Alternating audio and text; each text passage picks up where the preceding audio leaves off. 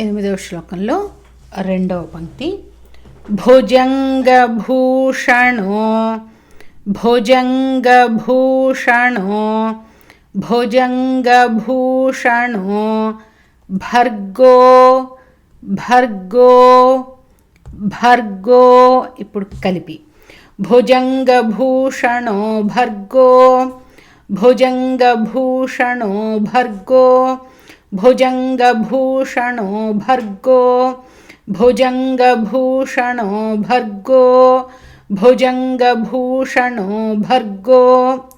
గిరిధన్వా గిరిధన్వా గిరిధన్వా గిరిప్రియః గిరిప్రియః గిరిప్రియః.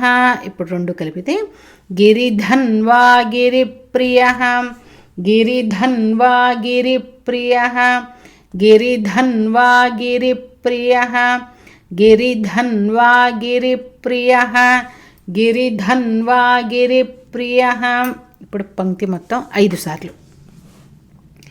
భుజంగభూషణో భర్గో గిరిధన్వా గిరిప్రియః భుజంగభూషణో భర్గో గిరిధన్వా గిరిప్రియః భుజంగభూషణో భర్గో గిరిధన్వా గిరిప్రియః భుజంగభూషణో భర్గో గిరిధన్వా గిరిప్రియః.